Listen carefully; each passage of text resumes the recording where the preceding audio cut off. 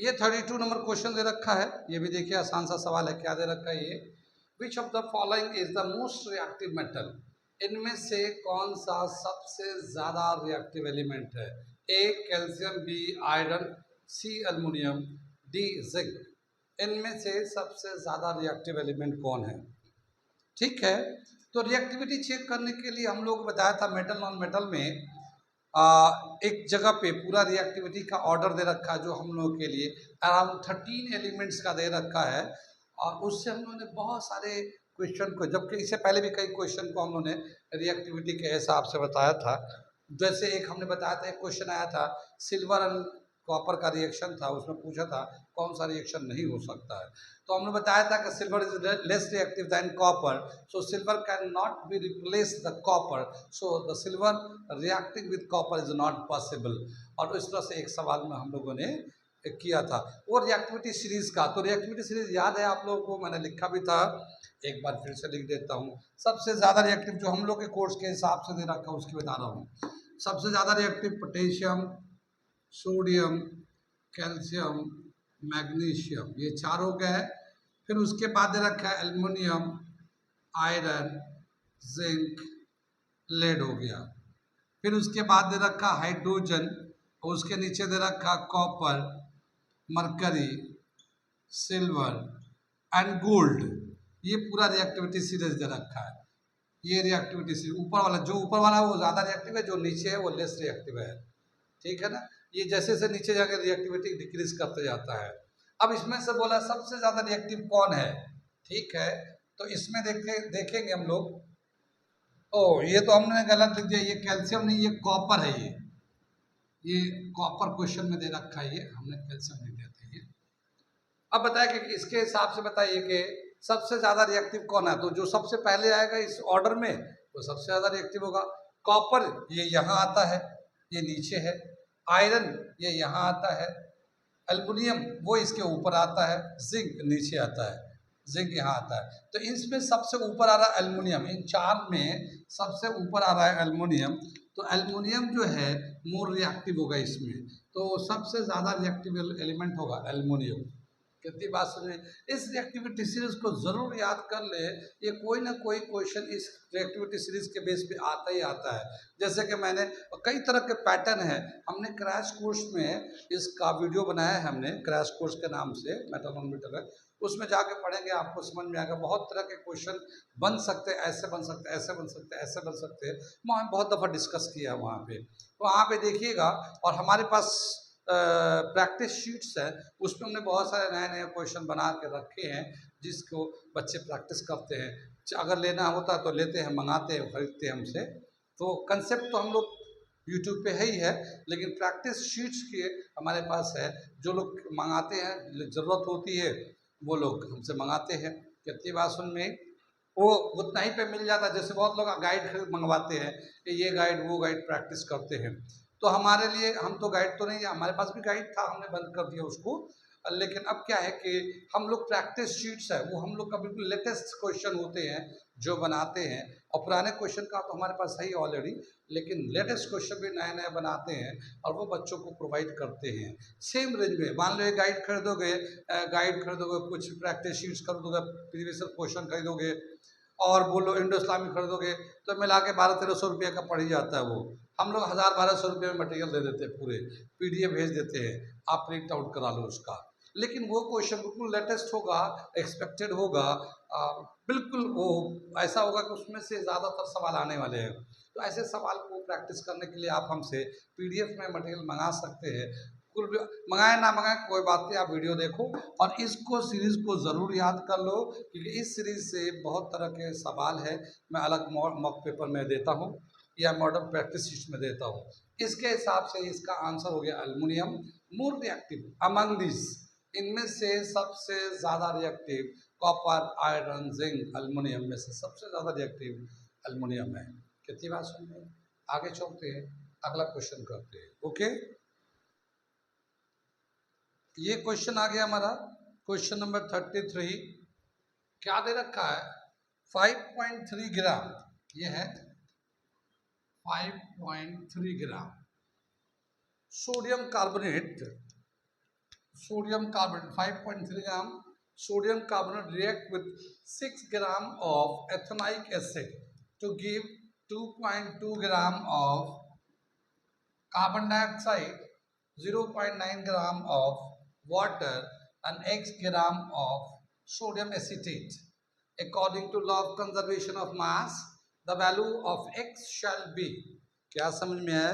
एक रिएक्शन अभी अभी तो दिया था कि कौन सा गैस प्रोड्यूस होता है इसमें जब सोडियम जो है रिएक्ट करता है इथेनॉइक एसिड से।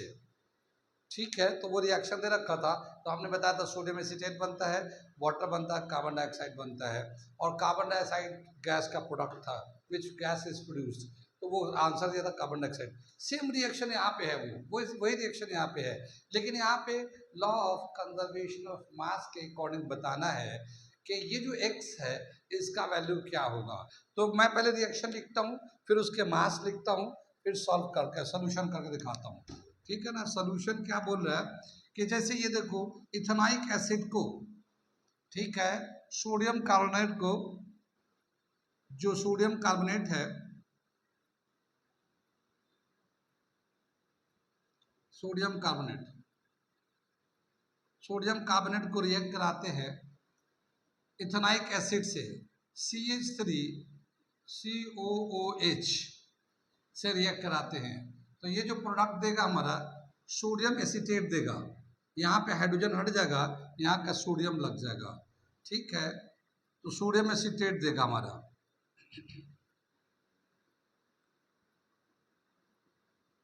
CH3COO सोडियम यहाँ लग गया, और CO2 carbon dioxide plus water, ये बनेगा। क्या दे रखा कि सोडियम कार्बोनेट जो है इथेनॉइक एसिड से रिएक्ट किया, सोडियम एसीटेट बनाता है, कार्बन डाइऑक्साइड हाइड्रोजन बनाता है। इसका मैं यहाँ पे नाम लिख देता हूँ, ये है सोडियम कार्बोनेट।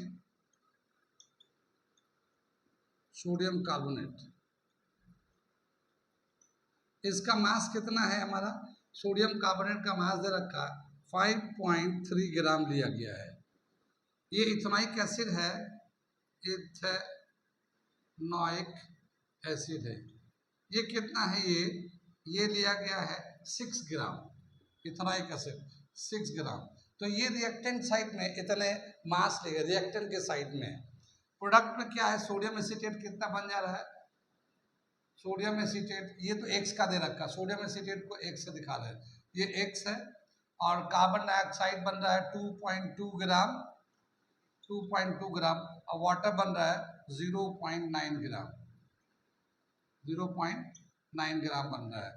तो ये हमें बताना कि ये कितना है। लॉ ऑफ कंजर्वेशन के हिसाब से क्या होगा कि total mass of the reactants should be equal to total mass of the product. ठीक है, total mass of the reactant should be equal to total mass of the product according to conservation of mass. Total mass of the reactant, total mass of reactants should be equal to total mass of the products। ठीक है ना, total जो reactants हैं उनका मास, total product का मास। अब ये है कि 5.3 तो इसका मास था, ये सोडियम कार्बोनेट का, प्लस 6 ग्राम जो था वो हमारा था इथेनॉइक एसिड, तो टोटल तो रिएक्टेंट के इतना हो जाएगा। ये x था सोडियम एसीटेट का, ये 2.2 ग्राम कार्बन डाइऑक्साइड है, और ये 0.9 ग्राम ये वाटर है। ठीक है ना। इसको सिंप्लीफाई करते हैं तो कितना आ जाएगा? थोड़ा सा मैं क्वेश्चन को मिटा देता हूँ क्योंकि यहाँ से जगह दिखेगा नहीं नीचे पे, तो मैं इसे क्वेश्चन को मिटा दे रहा हूँ। ये यहाँ से सारे डेटा तो लिख ही रखा नीचे क्वेश्चन में हम लोगों ने। ठीक है, तो क्वेश्चन मिटा दे रहे हैं। क्या दे रखा है? ये इसको दोनों को प्लस करेंगे तो ये आ जाएगा 11.3 ग्राम इधर लेफ्ट रिएक्टेंट के साइड में। इधर कितना हो जाएगा? ये हो जाएगा x प्लस 3.1 ग्राम, ये आ जाएगा इस तरह से 3.1 ग्राम। अगर मैं x का निकालना तो इसको इधर लाते तो 11.3 minus 3.1 is equal to x। ठीक है, 3 में से 1 जाएंगे 2 आ जाएगा, 11 में से 3 का तो 8.2 ग्राम x। तो x का जो वैल्यू होगा हमारा 8.2 ग्राम होगा, यानी जो सोडियम एसीटेट बनेगा उसका मास होगा 8.2 ग्राम। चॉइस के हिसाब से इसमें ए आंसर होगा। कितनी बात समझ में आई? ये है law of conservation of mass के अकॉर्डिंग ये सवाल दिया गया है। कितनी बात समझ में आई? ठीक है, total mass of the reactant जितना होगा प्रोडक्ट का भी टोटल मास उतना ही होता है, और उसी के अकॉर्डिंगली हम लोग इसको सिंप्लीफाई करते हैं। कितनी बात समझ में? ये करके दिखाया हमने। अगला क्वेश्चन करने जा हम लोग, क्वेश्चन नंबर 34। क्या दे रखा है ये अगला question 34 number, which of the following hydrocarbons undergoes addition reaction? इनमें से कौन सा हाइड्रोकार्बन एडिशन रिएक्शन करेगा? ये दे रखा है। एडिशन रिएक्शन जानते हैं, पहले तो मैं ये समझ ले एडिशन रिएक्शन क्या होता है और कौन से कंपाउंड एडिशन रिएक्शन करता है। ठीक है, ये अभी करेंगे हम लोग, चूज करेंगे। एडिशन रिएक्शन को समझते हैं। हाइड्रोकार्बन तो जानते हैं, carbon and hydrogen is called hydrocarbons. ठीक है, सोल्यूशन कर रहे हैं हम लोग हाइड्रोकार्बन्स। ठीक है ना, carbon and hydrogen, compounds of carbon and hydrogen is called hydrocarbons. और कार्बन कार्बन के बीच में कितने बॉन्ड्स होते हैं उनके बेस पे ये 3 तरह के हाइड्रोकार्बन जो कॉमन है।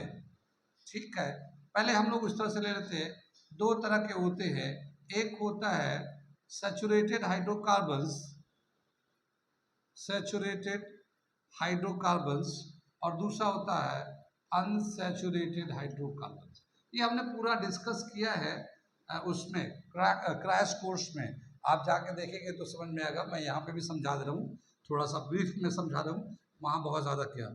Saturated hydrocarbons, unsaturated hydrocarbon. Saturated hydrocarbons का क्या मतलब हुआ कि वो कार्बन जिसके बीच में कार्बन कार्बन के बीच में एक सिंगल बॉन्ड होता है, कार्बन कार्बन के बीच में सिंगल बॉन्ड, ये सिंगल बॉन्ड होता है, और इसको हम लोग कहते हैं अल्केन। इस ग्रुप को कहते हैं अल्केन ग्रुप, और इसका जनरल फॉर्मूला होता है CnH2n+2। क्या मतलब हुआ कि जितना कार्बन होगा उसके डबल से 2 ज़्यादा होगा हाइड्रोजन, डबल से 2 ज़्यादा होगा।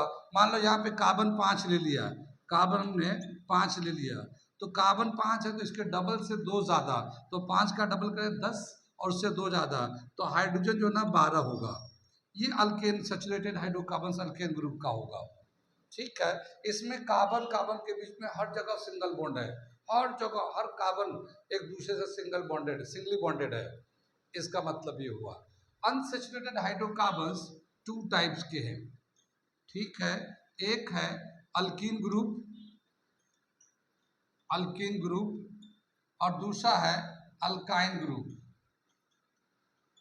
Alkyne group. अल्कीन ग्रुप में कार्बन कार्बन के बीच में कहीं ना कहीं एक जगह डबल बॉन्ड होता है, कहीं ना कहीं एक जगह भी हो सकता है, एक से ज़्यादा भी हो सकता है, मगर मिनिमम एक जगह तो डबल बॉन्ड होगा ही होगा। ठीक है, और इसका जो जनरल फॉर्मूला होता है CnH2n, इसका जनरल फॉर्मूला होता है। क्या मतलब हुआ कि इसमें अगर कार्बन जितना होगा उसका जस्ट डबल हाइड्रोजन होगा। मान लो 5 कार्बन है तो हाइड्रोजन कितना हो जाएगा? अगर 5 कार्बन है, C5 है, तो हाइड्रोजन 10 हो जाएगा, जस्ट डबल।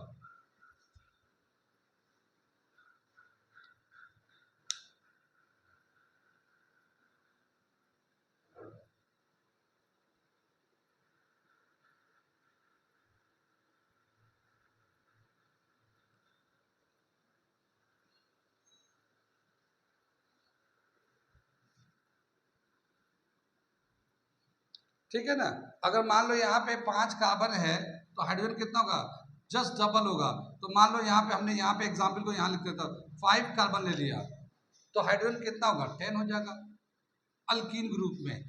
कहीं ना कहीं कार्बन कार्बन के बीच में डबल बॉन्ड होता ही है, ठीक है। एक हो, एक से ज्यादा भी हो सकता, मिनिमम एक डबल बॉन्ड तो होगा ही होगा।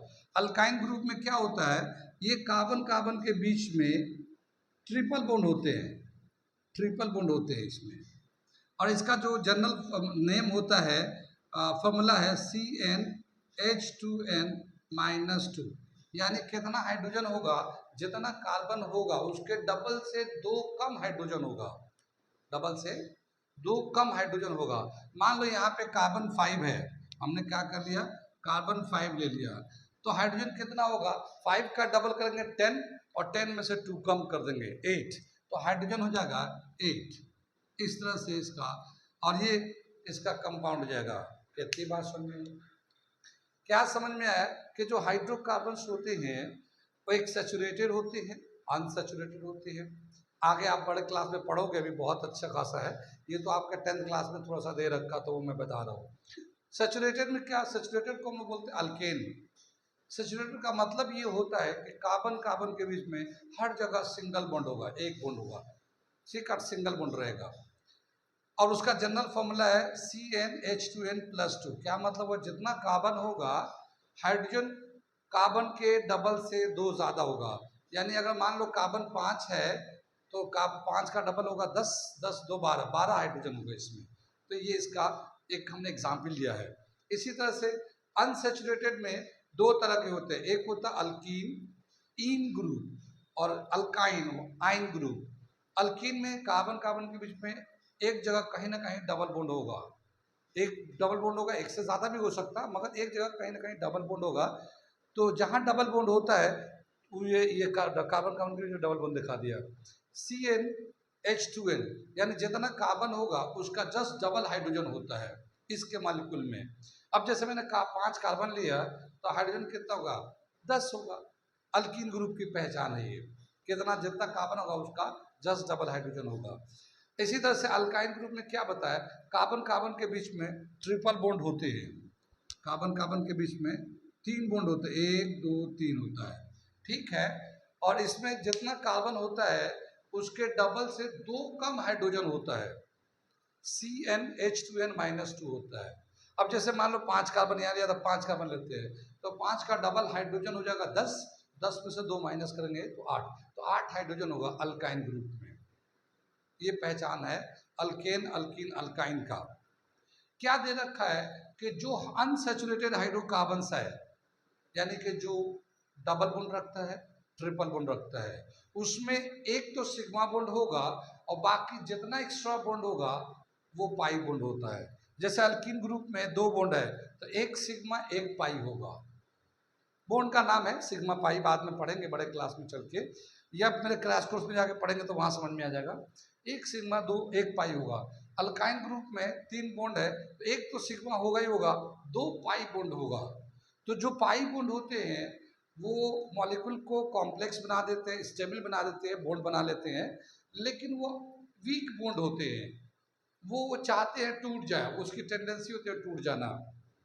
एडिशन रिएक्शन का मतलब ये होता है कि कोई चीज आता है, अब वो पाई बॉन्ड टूटता है और उसी की जगह पे वो जाके अटैच हो जाते हैं। अब बताया क्या कि अल्केन ग्रुप में यानी सैचुरेटेड हाइड्रोकार्बन में पाई बॉन्ड तो है ही नहीं, तो पाई बॉन्ड है नहीं, तो ये एडिशन रिएक्शन करता नहीं है, ये करेगा नहीं, क्योंकि एडिशन रिएक्शन कहाँ होगा, जहां पाई बॉन्ड होगा, और जितना ज्यादा पाई बॉन्ड होगा उतना दफा वो एडिशन रिएक्शन करेगा। अब जैसे इसमें अल्कीन में क्या है, एक पाई है, सिग्मा एक पाई है, तो सिग्मा एक पाई है ना, तो एक बार एडिशन रिएक्शन करेगा एक बार, फिर ये पाई टूट जाता है, खत्म हो जाता है, तो सिग्मा तो रहेगा रहेगा।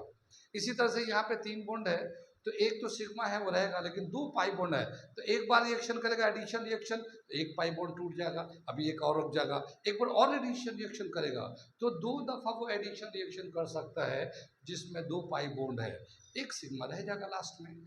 क्या देखा गया है कि एडिशन रिएक्शन हाइड्रोकार्बन में सिर्फ वही का कंपाउंड्स करते हैं जिसके अंदर पाई बॉन्ड होते हैं, और जिसमें पाई बॉन्ड होता है उनको अनसैचुरेटेड हाइड्रोकार्बन्स कहते हैं। अनसैचुरेटेड हाइड्रोकार्बन्स दो तरह के अल्कीन एंड अल्काइन कैसे पहचानेंगे? Number of carbon and hydrogen से पहचान सकते हैं। अब ये जो कंपाउंड दे रखा है हम लोग सेलेक्ट करते हैं कि कौन सा कंपाउंड किस ग्रुप से बिलोंग करता है, अल्कीन ग्रुप से, अल्काइन ग्रुप से, अल्कीन ग्रुप किससे बिलोंग करता है। अब इसको चलते हैं, देखो यहाँ पे कार्बन 2 है, तो कार्बन 2 है, हाइड्रोजन भी 2 दे रखा है, तो ये कौन सा बिलोंग करेगा? अगर कार्बन 2 है तो पहले डबल कर दो, तो कार्बन डबल करेंगे तो 4, हाइड्रोजन के लिए 4। अगर अल्केन होता तो डबल से 2 ज्यादा तो 6 होता, अल्कीन होता है तो डबल के बराबर होता है 4 होता है, और अल्काइन है तो डबल से 2 कम, यानी कि 4 में से 2 कम कर दिया, तो ये अल्काइन ग्रुप से, इथाइन ग्रुप है, ये अल्काइन ग्रुप है, इस वाले में बिलोंग करता है, अल्काइन ग्रुप में डबल से 2 कम। कार्बन 2 है, हाइड्रोजन डबल कर दो, पहले तीनों में डबल करना पड़ता है, अल्केन में भी डबल करो, अल्कीन में भी डबल करो, अल्काइन में भी डबल करो। अल्केन में 2 प्लस करो, अल्कीन में प्लस मत करो, अल्कीन में प्लस नहीं करना है, और अल्काइन में 2 माइनस करने हैं, ठीक है। डबल से 2 प्लस करेंगे तो अल्केन ग्रुप हो जाएगा, डबल करके छोड़ देंगे तो अल्कीन हो जाएगा, और डबल में से 2 माइनस कर देंगे हाइड्रोजन में तो अल्काइन हो जाएगा। तो यहाँ पे देख रहे कार्बन 2 है तो डबल करेंगे तो 4 हाइड्रोजन होना है, 4 में से अब ये 2 ही बचा हुआ है, यानी 2 माइनस कर दिया गया है, यानी ये कंपाउंड जो है अल्काइन ग्रुप से बिलोंग करता है। किससे? अल्काइन से। ये इसमें जो है ना कार्बन कार्बन के बीच में ट्रिपल बॉन्ड है, ये मैं इसको दिखा रहा हूँ यहाँ पे, कार्बन कार्बन के बीच में ट्रिपल बॉन्ड है, अल्काइन ग्रुप है ये, ठीक। ये अनसैचुरेटेड हो गया। अब देखो यहाँ पे कार्बन 2 है, इसका जस्ट डबल हाइड्रोजन है, 4 है, इसका मतलब ये अल्कीन ग्रुप से बिलोंग करता है। किससे? कार्बन कार्बन के बीच में डबल बॉन्ड है, ठीक है, अल्कीन ग्रुप से बिलोंग करता है। यहाँ पे देखो कार्बन 2 है, इसका डबल किया तो 4, 4 से 2 ज्यादा, तो ये अल्केन ग्रुप से बिलोंग करता है, ठीक है, अल्केन ग्रुप से बिलोंग करता है। और ये C3 है, इसका जस्ट डबल हाइड्रोजन है, तो ये अल्कीन ग्रुप से बिलोंग करता है, इसके बीच में डबल बॉन्ड है, क्योंकि जस्ट हाइड्रोजन जस्ट डबल है तो अल्कीन ग्रुप में जस्ट डबल होता है। अब ये समझ में आ गया कि कौन अल्कीन है, कौन अल्केन है, कौन अल्काइन है।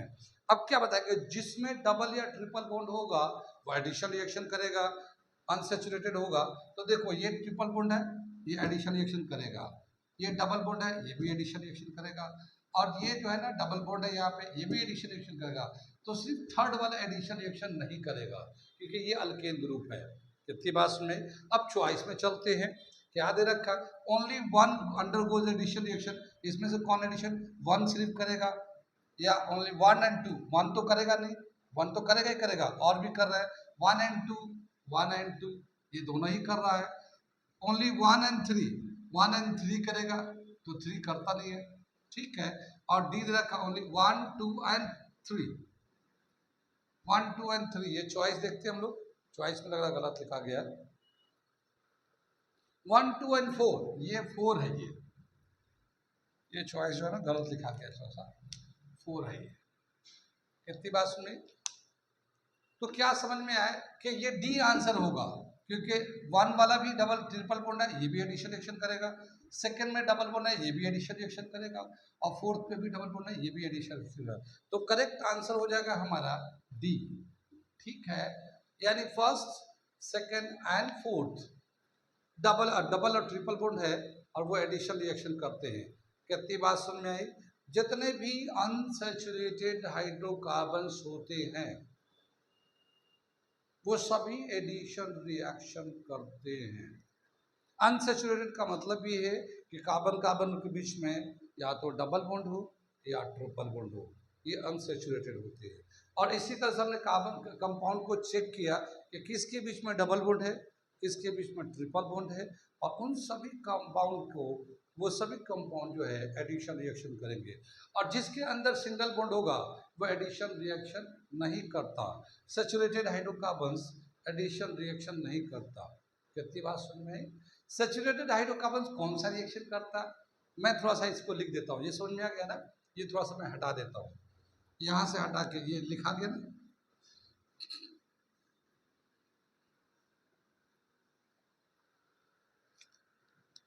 जैसे ये हाइड्रोकार्बन्स है,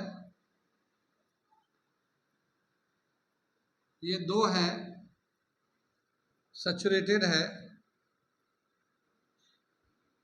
ये अनसैचुरेटेड है, ठीक है ना। सैचुरेटेड में कार्बन कार्बन के बीच में डबल बॉन्ड सिंगल बॉन्ड होता है, CnH2n+2, ये हमने बताया फॉर्मूला होता है। और ये जो है जितने भी सैचुरेटेड होंगे ये एक रिएक्शन करते हैं, नाम है उसका सब्स्टिट्यूएशन रिएक्शन, सब्स्टिट्यूएशन रिएक्शन। ये रिएक्शन करता है सैचुरेटेड हाइड्रोकार्बन। अनसैचुरेटेड में दो तरह के हैं, अनसैचुरेटेड में दो तरह का, एक है अल्कीन, अल्कीन ग्रुप है, अल्कीन कार्बन कार्बन के बीच में डबल बॉन्ड होता है CnH2n। अल्काइन होता है कार्बन कार्बन के बीच में ट्रिपल बॉन्ड होते हैं और फॉर्मूला है CnH2n-2। ये दोनों ही एडिशन रिएक्शन करते हैं। ये सैचुरेटेड हाइड्रोकार्बन, अनसैचुरेटेड हाइड्रोकार्बन, ये एडिशन रिएक्शन करते हैं, एडिशन रिएक्शन करते हैं, ठीक है। एडिशन रिएक्शन करते हैं क्योंकि इसमें पाई बॉन्ड होता है और पाई बॉन्ड जो है ना एडिशन रिएक्शन को फेवर करता है, ठीक है। इतनी बात सुन में कहाँ कहाँ समझ में आया, कहाँ का नहीं आया, इस तरह का सवाल, ये भी सवाल अच्छा है, अच्छा पूछा कार्बन कंपाउंड से, मगर ज़्यादा सवाल नहीं है, कार्बन कंपाउंड से थोड़ा ही सवाल पूछा है। इस बार जो है मोल कंसेप्ट से केमिस्ट्री में ज़्यादा पूछा गया है, ठीक है ना। केमिस्ट्री में मोल कंसेप्ट से ज़्यादा रहा है, 3 क्वेश्चन आ गया मोल कंसेप्ट से, और भी एक दो जगह पे एक दो सवाल ज़्यादा आ गए हैं। लेकिन हाँ, इस बार जो पेपर बना है सिमेट्री नहीं है। सिमेट्री का मतलब ये है कि किसी से ज़्यादा हो गया क्वेश्चन और किसी चैप्टर से एक भी सवाल नहीं आया, तो थोड़ा सा ये रह गया। बैल जो भी है चलेगा, आगे चलता रहेगा। ये हो गया हमारा केमिस्ट्री के 34 क्वेश्चन, और केमिस्ट्री 34 यानी 17 फिजिक्स का था, 17 क्वेश्चन फिजिक्स के थे और 17 क्वेश्चन केमिस्ट्री का था। 17 क्वेश्चन तो फिजिक्स के थे और ये 17 क्वेश्चन केमिस्ट्री के अभी तक किया हम लोगों ने। अब इसके आगे है, हम बताएंगे इसका आगे का, ठीक है। ओके, चलिए यहीं पे आज रहने देते हैं।